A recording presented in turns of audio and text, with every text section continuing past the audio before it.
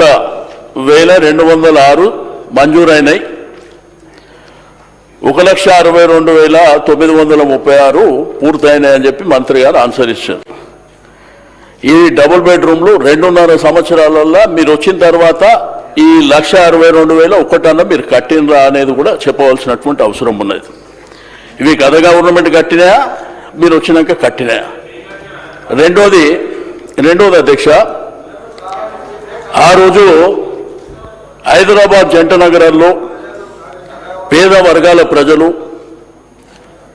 చాలా ప్రాంతాలలో అన్ని నియోజకవర్గాలలో విపరీతంగా పెరిగిపోతున్నటువంటి సందర్భంలో కేసీఆర్ గారు ముఖ్యమంత్రి ఉన్నప్పుడు ఫస్ట్ టైం నియోజకవర్గం అధ్యక్ష ఐడిఎస్ కాలనీ, అది డెలాబరేట్ కండిషన్ ఉండి వర్షం వస్తే వాళ్ళు కూలిపోయి చనిపోయే ప్రమాదం ఉందని చెప్పి వారిని రిక్వెస్ట్ చేస్తే వారు వచ్చారు. అక్కడి నుంచి శ్రీకారం చుట్టిందే ఈ డబుల్ బెడ్రూమ్ ఇల్లు అధ్యక్ష. ఆ తర్వాత ఆ ఇల్లు కంప్లీట్ అయిన తర్వాత మధ్యలో మన రాష్ట్ర గవర్నర్ గారు నరసింహన్ గారు కూడా అక్కడికి వచ్చి విజిట్ చేసి ఇది అద్భుతంగా ఉంది, ఢిల్లీలో ఐఏఎస్ ఐపీఎస్లో కూడా లేదనేది చెప్పినటువంటిది. నేను మంత్రి గారికి రిక్వెస్ట్ చేసేది ఏంటంటే, మీరు 99 రోజుల ప్రోగ్రాంలో ఏదైతే ఖాళీ ప్రాంతాలలో కట్టినటువంటి ఇండ్లేమో మీరు 99 డేస్లో ఇవ్వండి. ఏదైతే జంట నగరాల్లో సికింద్రాబాద్ హైదరాబాద్ పేద వర్గాలు ఉన్నటువంటి ప్రాంతాల్లో వాళ్ళని అక్కడి నుంచి తీసేసి కట్టిన ఇండ్లు అవి. కానీ ఇప్పుడు ఏంటంటే వాళ్ళ దగ్గర ఉన్నటువంటి వివరాలలో ఒక 12-14 వివరాలు కావాలని అడుగుతుండ్రు. బట్ మీకు అందరూ తెలుసు 70-80 సంవత్సరాల నుంచి నివాసం ఉంటున్నటువంటి వాళ్ళ దగ్గర కొన్ని పేపర్లు అందుబాటులో ఉండవు, వాళ్ళు దాచుకోవడం కూడా ఉండదు. ఆ ప్రాంతంలో ఏంటంటే ఇవి ఖాళీ ఉన్నాయి కదా అని చెప్పి మీరు వేరేళ్ళకి అలర్ట్ చేసేటువంటి కార్యక్రమం చేస్తే అక్కడ అన్ని బస్తీలలో గొడవలు జరుగుతున్నాయి. ఫర్ ఎగ్జాంపుల్ మా దగ్గర గంగిరెడ్డి ఎల్లయ్యతోటి అని, అంబేద్కర్ నగర్ అని ఆ ప్రాంతాల్లో ఒక 2-3 బయట వాళ్ళకి అలర్ట్ చేస్తే బస్తీ అంతా గొడవలయ్యేటువంటి పరిస్థితి ఉంది.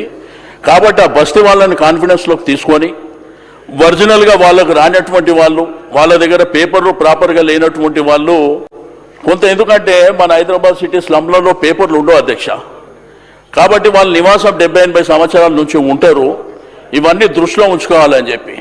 కానీ మేము ఒక్క డబుల్ బెడ్రూమ్ ఇల్లు కట్టలేదని చెప్పి ఎలక్షన్ల ముందు చెప్పారు. గౌరవ ఇప్పుడు మా ఉప ముఖ్యమంత్రి గారు మా బట్టన్నని తీసుకొని నేనే చాలా ప్రాంతాలలో డబుల్ బెడ్ ఇండ్ల కోసం మరి విజిట్ చేసి అక్కడ కట్టినవి కూడా చూపించినటువంటిది. కాబట్టి నేనేమంటున్నా, గవర్నమెంట్ అనేది రొటీన్ ప్రాసెస్. సరే కట్టినం ఏమైనప్పటికీ ప్రభుత్వము మరి మీది ఉన్నప్పటికీ దయచేసి ఇప్పుడు మీరు 2.5 సంవత్సరాల్లో ఒక ఇల్లు కట్టలే, మరి రాబో కాలంలో హైదరాబాద్ సిటీలో డబుల్ బెడ్రూమ్ ఇల్లు ఏమన్నా కడతారా?